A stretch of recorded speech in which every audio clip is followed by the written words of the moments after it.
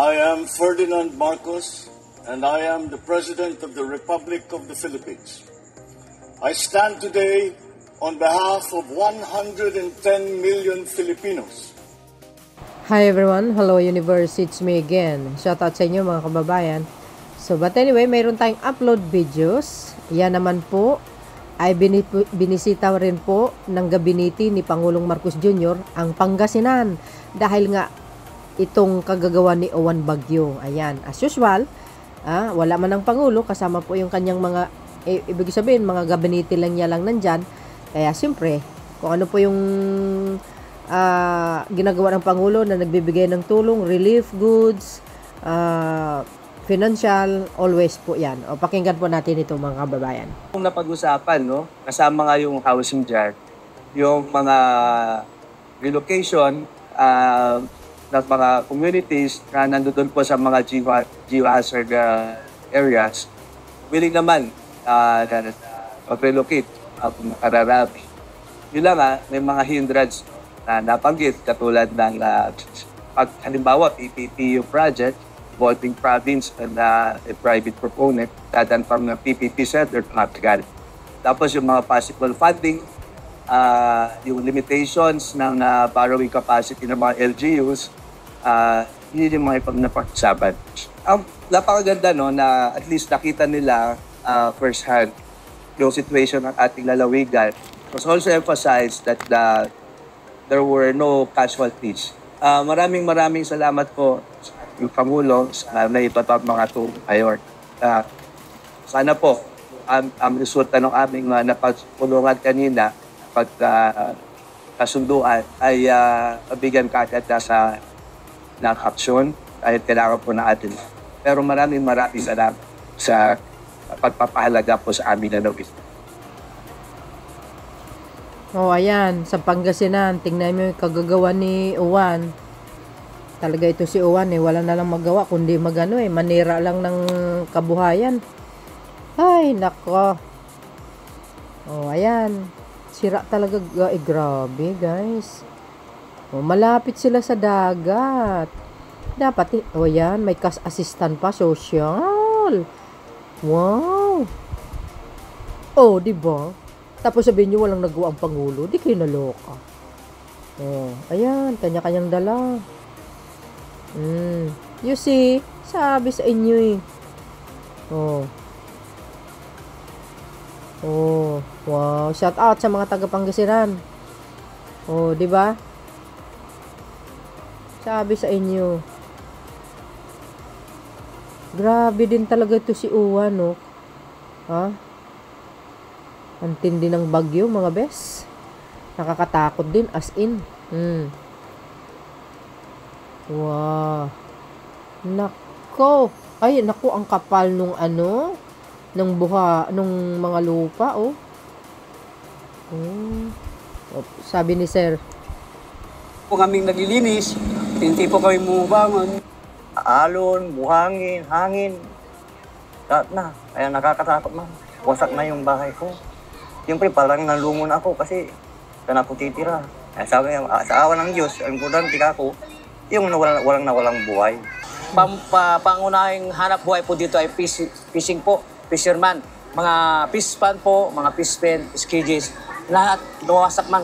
So ang naging damage lang po sa amin dito, sa aming paaralan, nagkaroon po tayo ng mga 4 na classroom na major damage at saka the rest po ay nasa minor repair.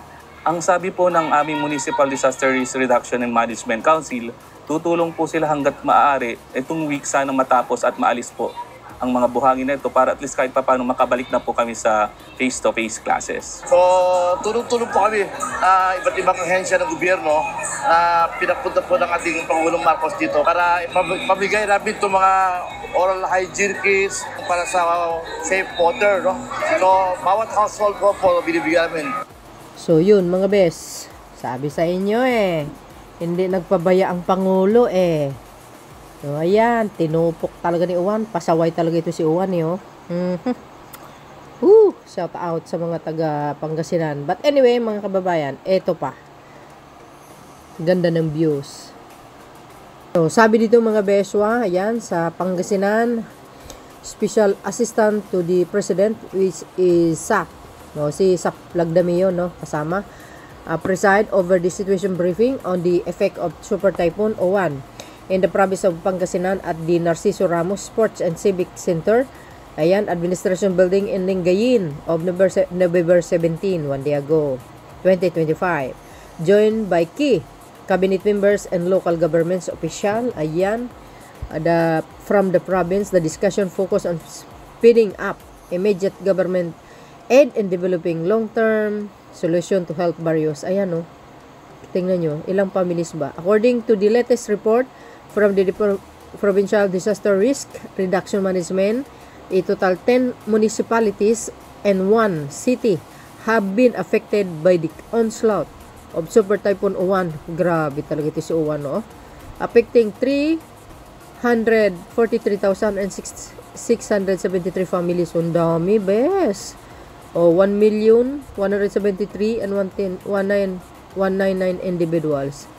Ano, 1 million ba? 1,000. 1 million ba yan? Families or 1 million. O nga, 1 million. Ano ba yan? Furthermore, the province suffered extensive damage in the agriculture sector, estimated of the 1.3 billion. Oh my goodness. With the fisheries leading of 605 million and damage, followed by the high-value crops of the 561 million of the affected communities. A total of 34,618 houses were damaged, including 2,980 that were completely destroyed and 31,638 that were partially damaged. Concluding the situation briefing, SAP Lagdamio emphasized the administration commitment to mobilize all the available resources to expedite relief, reconstruction, long-term resilience for Pangasinan. Kita, alam niyo naman siguro at nakita niyo na.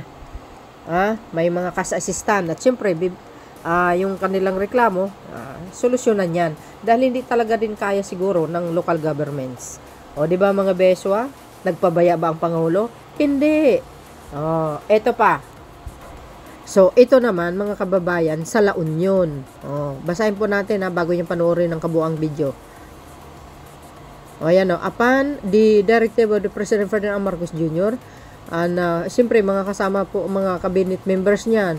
Si SAF. Sino pa? Si DSWD, nandyan yan the National Government Official first inspect the coastal area, Purok, Tubi, and Barangay San Agustin, which was severely impacted by the storm surge during the typhoon, flooding homes and displacing families. Agay. According to the Director Anli Ferrer from the Department of Social Welfare and Development Field Office, ay over 41,000. Naku, kadaming Pilipino. Families in Barangay San Agustin and Barangay Puro have been affected by Super Typhoon. Pasaway talaga ito si O1 Most of these victims are the same families displaced by Typhoon Imong last July. Hala, bakit ganyan? Suki kayo ng mga bagyo, mga bes. More than 7,000 houses? What the hell? Diba? 7,000 houses in these two coastal communities are also partially or entirely damaged.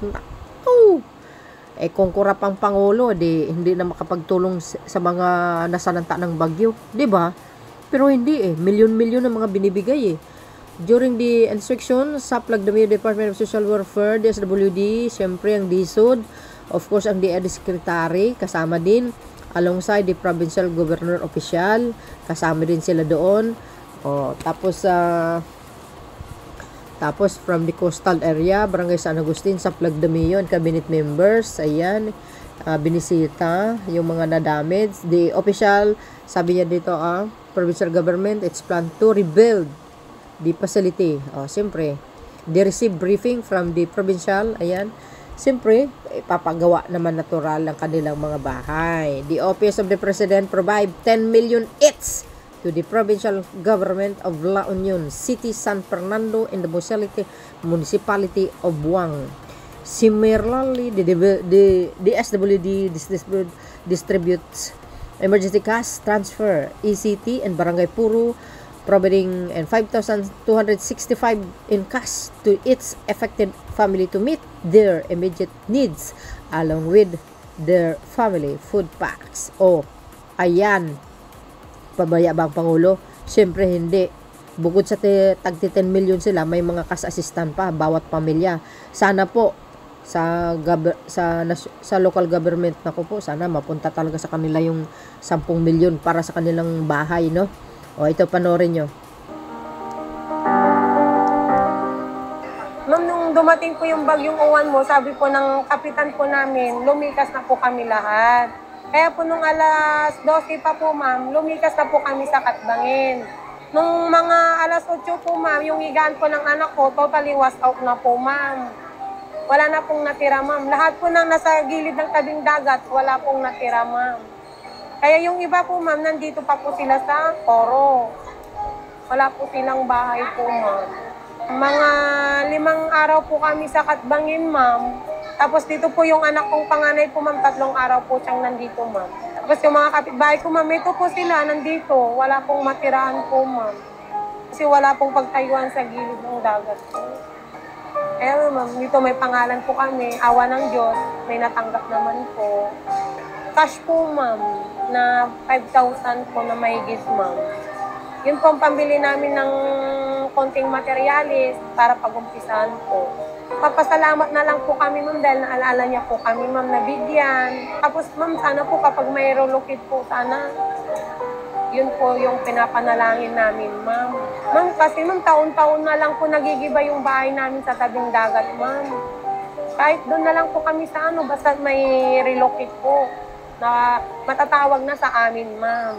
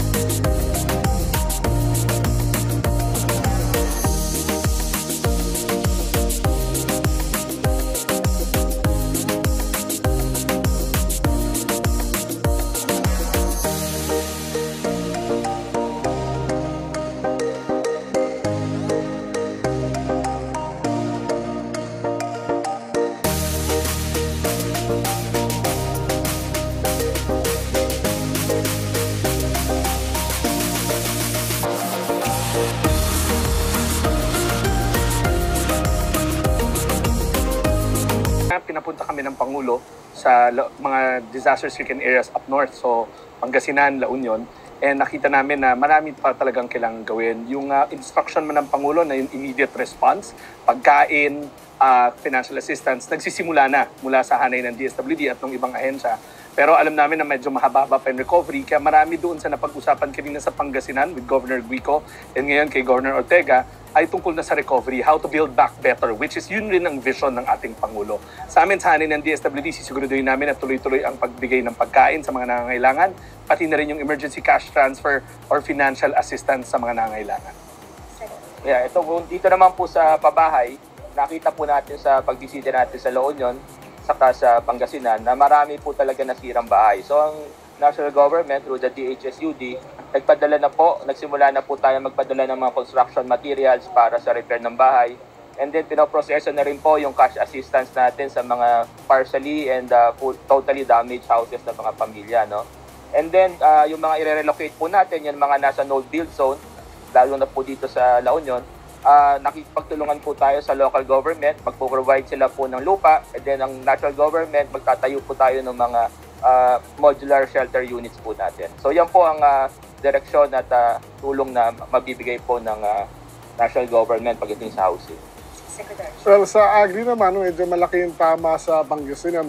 Kanina was estimated 1.3 billion. Most of it will be farmland sa high-value crops, rice, corn, and fisheries. Malaki rin yung tama, especially sa mga coastal areas na nag-aquaculture like Bangusan, yung mga ganun. But we are already distributing mga binhi, for rice, corn, high-value crops. Magbibigay din tayo mga bangka, no, sa mga fingerlings. Besides that, may Philippine Crop Insurance tayo na kung sino naman nag-apply at nag-register doon at magbibigyan sila ng tito 20,000 for insurance coverage. And meron tayong SURE program, yung recovery program that they can loan from the DA, ACPC ng up to 25,000 for payable in 3 taon, babayaran na 0 interest. But besides that, we'll be giving out livestock, mga fingerlings and seeds, among others. Sa La Union, ganun din. But mostly dito, mas malaking tama sa fisheries na. So, nakatutok ho kami dito mga secretary, even si SAP nandito rin with the local governments, and we will ensure that we immediately give what is needed para makarecover kagad. Well, sa amin, hindi lang sa La Union, ang instruction lagi sa akin ng Pangulo natin, walang pamilyang apektado ang magugutom.